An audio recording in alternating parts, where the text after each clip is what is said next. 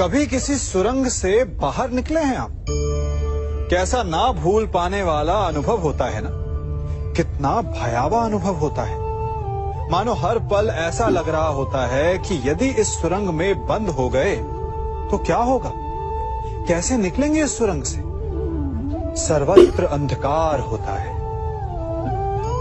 परंतु यदि आप ध्यान से उस सुरंग के मुखाने पर देखें तो वहां सदा प्रकाश होता है, और उस प्रकाश तक वही पहुंच पाता है जो सुरंग की छोर तक पहुंच पाए।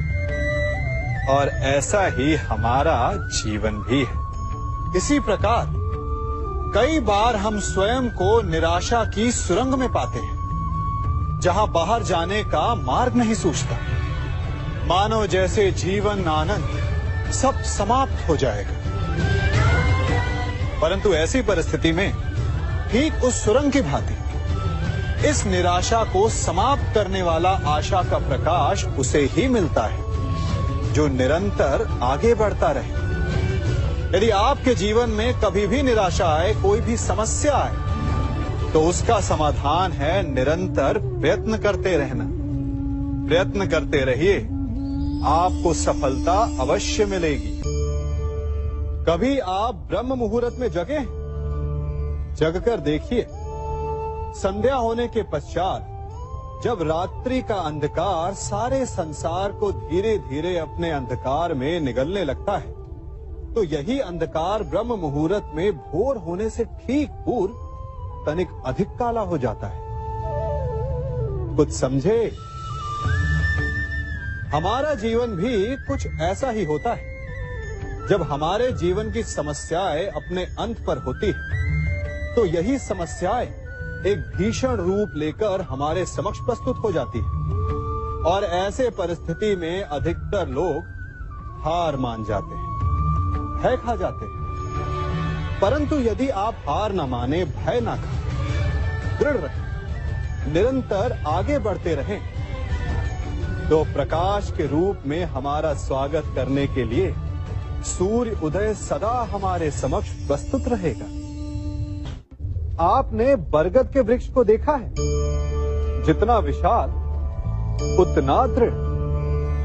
पतझड़ में वो सूख जाते हैं, परंतु दुर्बल नहीं होते, टूटकर गिरते नहीं। और उसके विपरीत दलदल में उपजे वृक्षों को देखिए, वो दिखने में तो बड़े होते हैं, पतझड़ आए या शीत सदा हरे भरे होते हैं, परंतु इतने दुर्बल होते हैं कि जलधारा के हल्के से वेग से वो गिर जाते हैं। परंतु ऐसा क्यों होता है? कारण है जड़ें।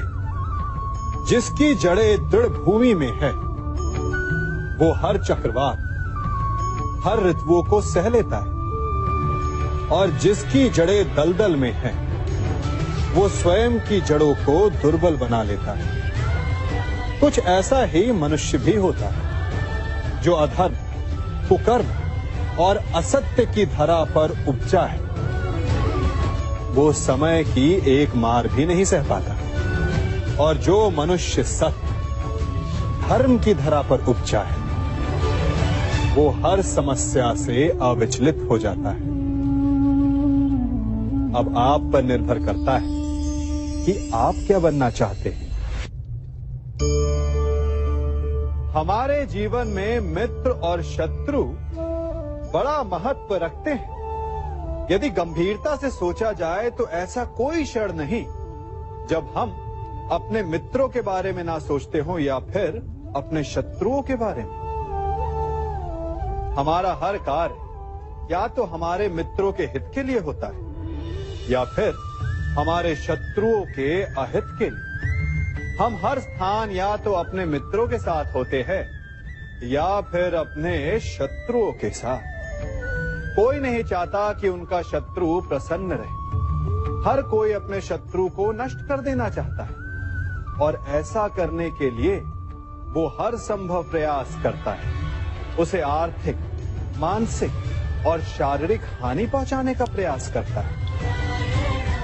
परंतु यदि मैं आज आपको ऐसा मंत्र सिखाऊं जिससे आप अपने शत्रु को सदा के लिए नष्ट कर दे, और वो मंत्र है मित्र बनाना। अपने सभी शत्रुओं को अपना मित्र बना लीजिए और आपके सारे शत्रु स्वतः ही समाप्त हो जाएंगे। मैं क्या कर रहा हूं?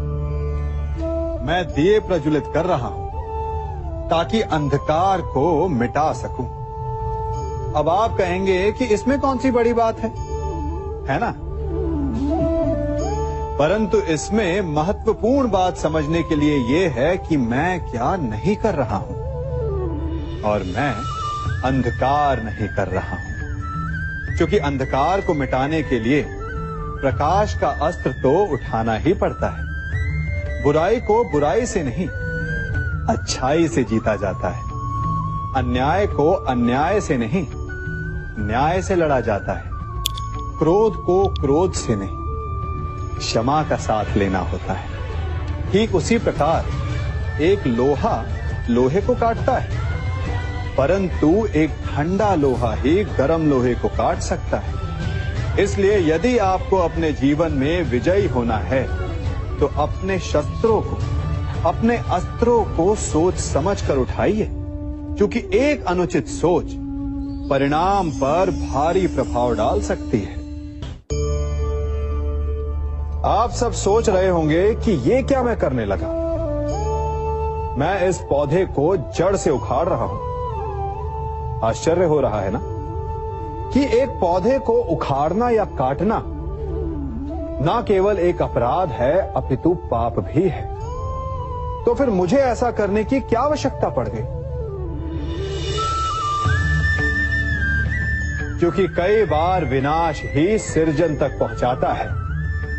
यदि नया भवन बनाना हो तो पुराने भवन को गिराना पड़ता है। व्यवस्था को परिवर्तित करने के लिए क्रांति लानी पड़ती है। और उसी प्रकार यदि किसी वृक्ष या किसी पौधे की जड़ों में घुन लग जाए या उसका मूल सड़ जाए तो उसे जड़ से उखाड़ देना ही श्रेयस्कर होता है, ताकि उस स्थल पर नए पौधे उपज सके। युद्ध करना पर्याय नहीं, परंतु कभी कभी शांति के लिए युद्ध करना आवश्यक हो जाता है। संसार में सबसे श्रेष्ठ क्या है? फूल या कांटे, प्रेम या घृणा, संपन्नता या दरिद्रता, मित्र या शत्रु? बताइए। अब आप भी कहेंगे कि भला ये कोई पूछने की बात हुई? अवश्य, फूल, प्रेम, संपन्नता और मित्र ही श्रेष्ठ है। परंतु क्या आपने अपने जीवन में कभी सोचा है कि हर एक भाव, हर एक वस्तु, हर एक घटना का एक गुण धर्म होता है? त्वचा पर जलन करने वाले फूलों से अधिक श्रेष्ठ वो कांटे हैं जिनसे आप अपने घर की बाढ़ बनाते हैं ताकि वन्य पशु आपके भीतर ना आ सके। वो प्रेम श्रेष्ठ नहीं जो आपको अंधा, लोभी, पक्षपाती बनाते। वो घृणा श्रेष्ठ है जो आपको नया मार्ग दिखाते। वो संपन्नता श्रेष्ठ नहीं जो आपको कृपण बनाते, मद्दांध बनाते। वो दरिद्रता श्रेष्ठ है जो आपको जीवन में परिश्रम करने की शिक्षा दे। कुविचार देने वाले, बुरा मार्ग दिखाने वाले मित्रों से अधिक श्रेष्ठ वो शत्रु होते हैं जो हमें जीवन का लक्ष्य देते। इसलिए अपने जीवन में हर वस्तु, हर भाव, हर घटना के गुण धर्म को पहचानिए और उसके पश्चात अपना चयन कीजिए। स्वर्ण, हम सभी को अपने जीवन में स्वर्ण से कभी ना कभी कुछ ना कुछ थोड़ा या अधिक मोह होता ही है ना? परंतु क्या आपने कभी सोचा कि स्वर्ण को प्राप्त कैसे किया जाता है? जब भूमिगत खदानों से स्वर्ण को निकाला जाता है तब वो एक पाषाण की भांति होता है।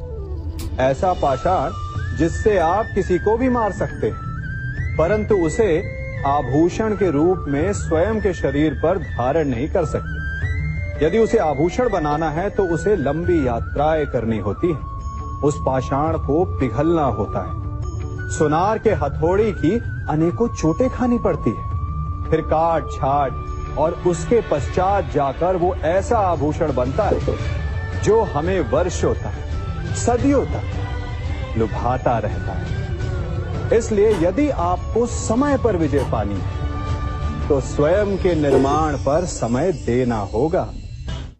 हम सभी सुनते आए हैं कि जो वीर होता है, साहसी होता है, शौर्यवान होता है, उसके समक्ष सारा संसार झुकता है। वीर भोग्य वसुंधर। परंतु वीरता है क्या? शौर्य क्या है? साहस क्या है? साहस युद्ध नहीं, वीरता विजय नहीं, शौर्य कभी ना गिरना नहीं।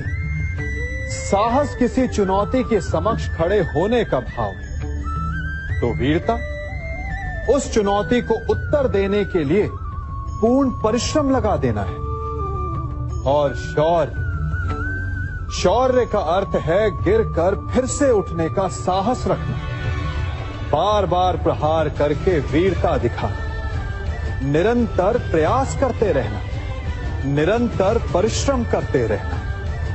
इसलिए विजयी होने से अधिक महत्वपूर्ण है शौर्यवान होना, क्योंकि जो शौर्यवान है उसे विजय मिलना निश्चित है।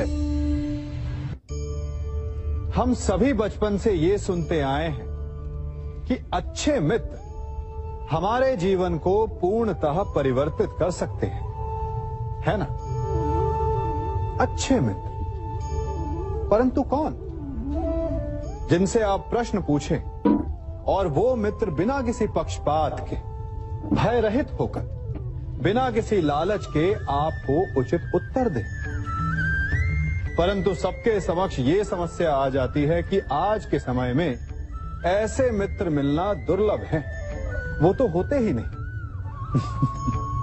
परंतु मैं आपको एक बात बताता हूं, हम सब के पास एक ऐसा मित्र होता है, बस हम उसे पहचान ही नहीं पाते।